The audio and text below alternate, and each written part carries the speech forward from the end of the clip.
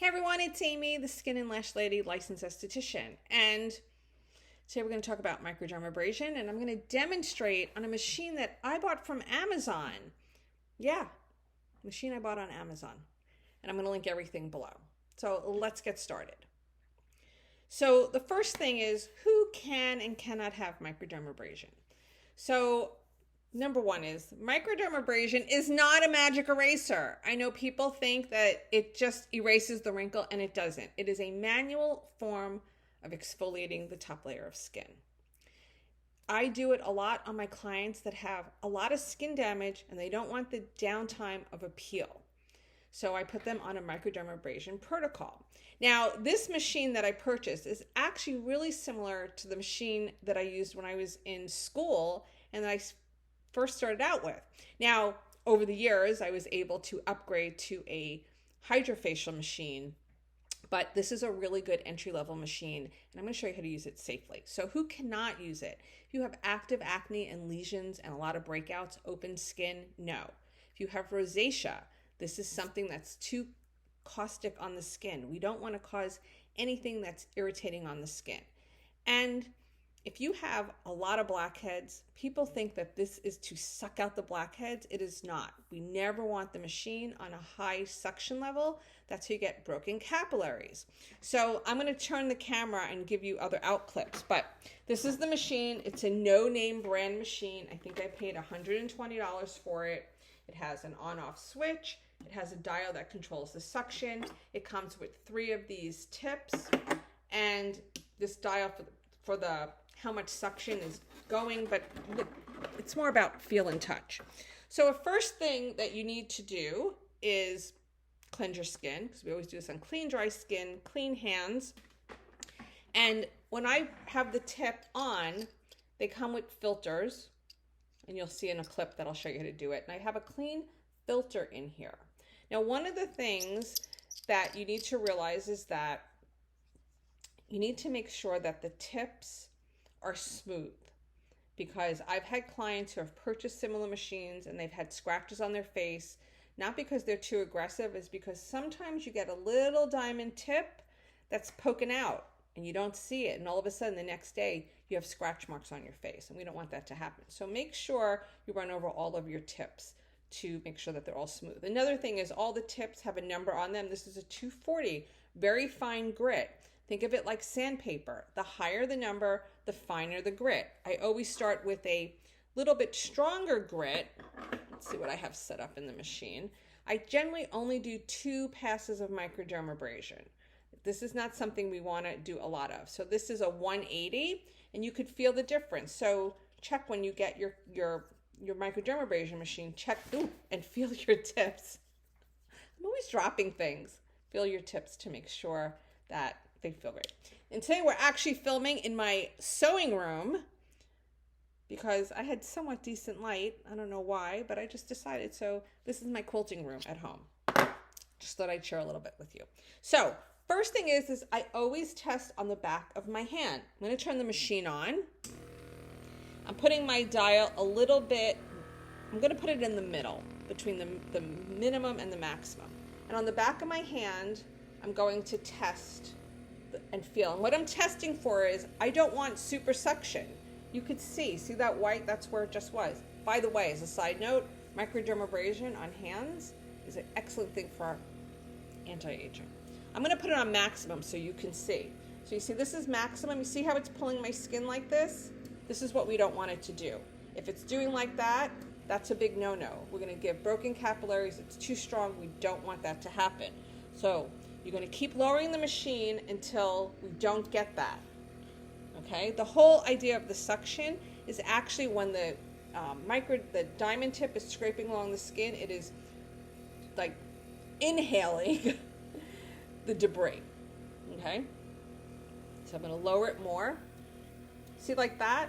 That's what we want. We want something really light, really easy. Now, if I was on a client, I'd be gloved, but I don't have gloves with me here today. So I'm going to demo without my gloves. Sorry.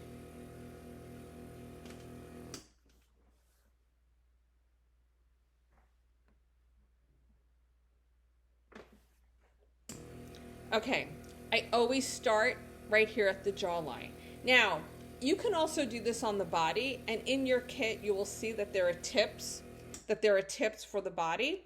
I always start with the face, and the body would always have a different tip. It has a bigger tip, and the neck, I would always clean my tip before I go to the neck. So I never go from the neck to the face to the neck. We always want to make sure that we keep it a different tip. This is a hygiene thing. Okay, so how do I start? The first thing I do, I already tested it. I want it to be able to glide with light suction, right? Glide with light suction. So I'm going to hold. Now we don't want to be, I'll just show you. So I'm going to start this way. And I'm doing it in small sections. You can see I got a little bit red. That's what we want. And then I move over. Now you can also go like this for a little stretch. I'll go up. And usually I'll do my whole face in one direction, or I'll work in an area. So I did this way. Now I'm going to go this way. Sometimes I can hold my skin like this. I want to brace my skin. Don't do long strokes like that. It's a little too long. And if you see that your skin can tolerate it, I'm just pinkish, that's fine. Then I go this way. Then I go up. Once again, I do just like this. Embracing it. See how I'm skipping? That's because I need just a tad more suction. See, now I'm not skipping. The skipping is okay. Some of it is just the way my hand is going. Now I'm going to go up. I'm going to work my whole face this way.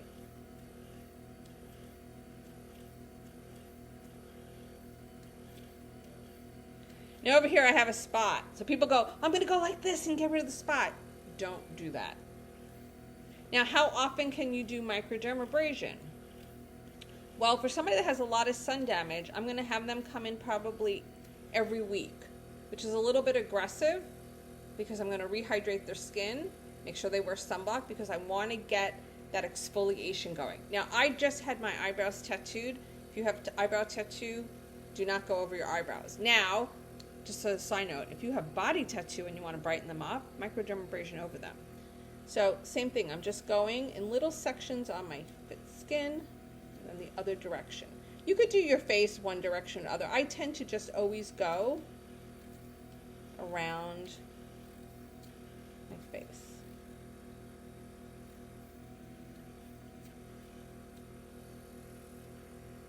Now I didn't do over here, so I'm going to go in over here. I'm probably going to actually change my tip. But I want to get into my nose.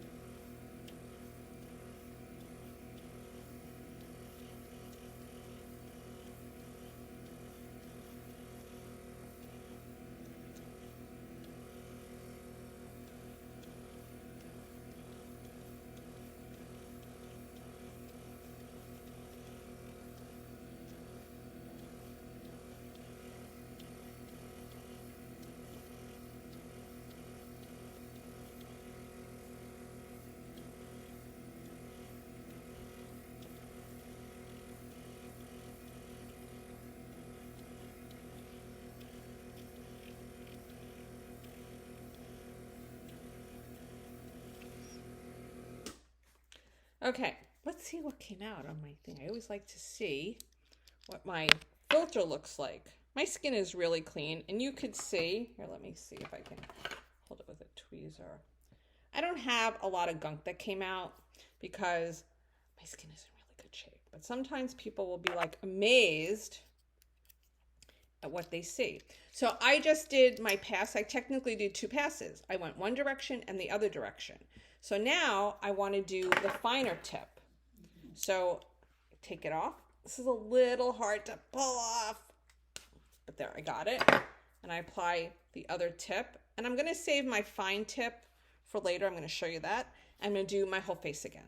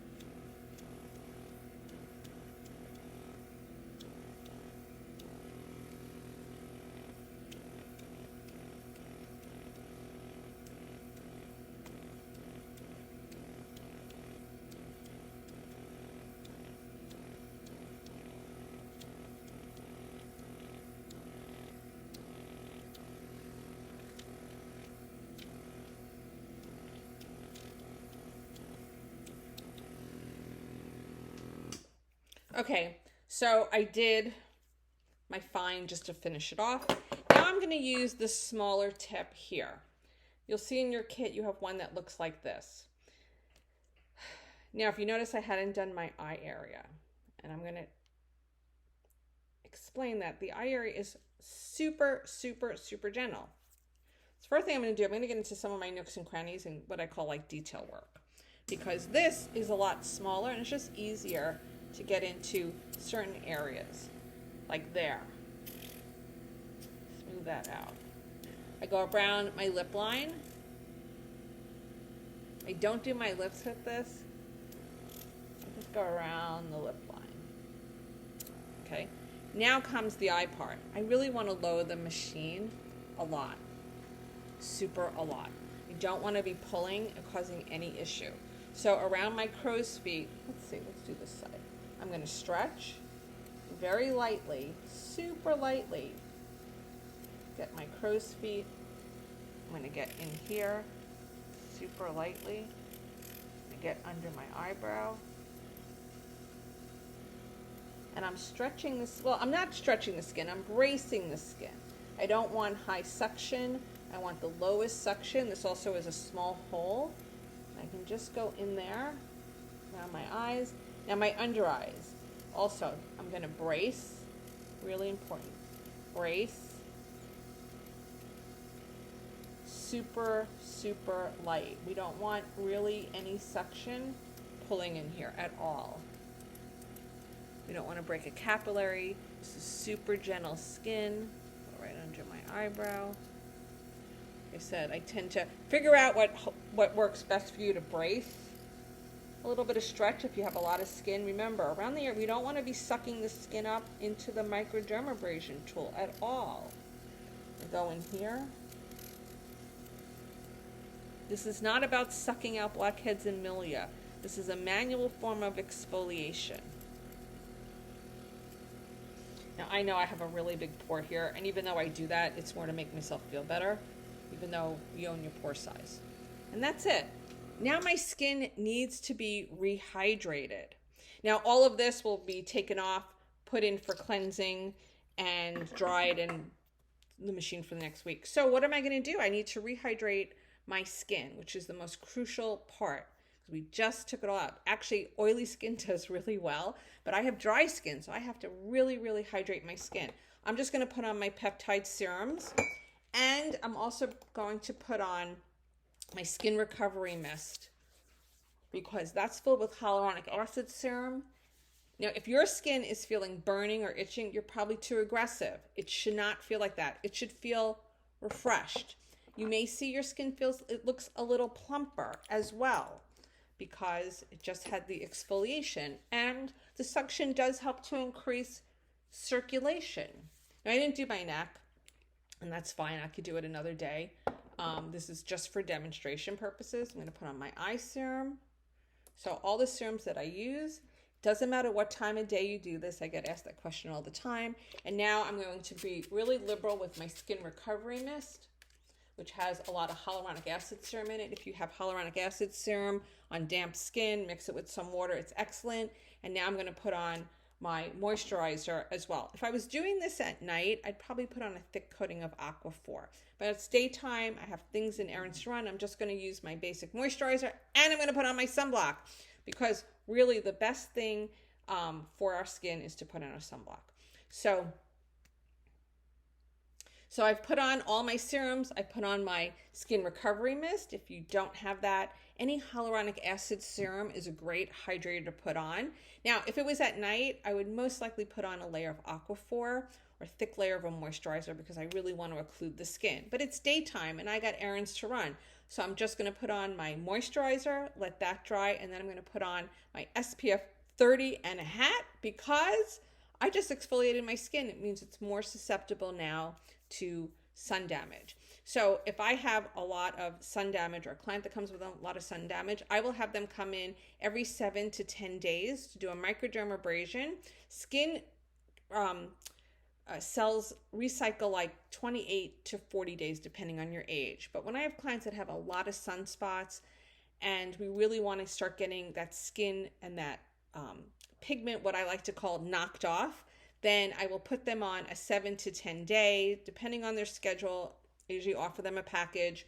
And so if you're at home and you have a lot of sun damage, you have those spots, put yourself on a weekly schedule.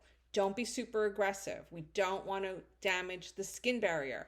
But what it's going to do is going to start manually exfoliating that skin a little bit more aggressively than you can do with your hands. And you will just use your serums right after. Don't use your vitamin C or your actives right after, because that could be a little too strong on your skin. And then just make sure that it's like 7 to 10 days. Give yourself 4 to 6 sessions of it, and you'll start getting that sunblock or that sun damage lifted.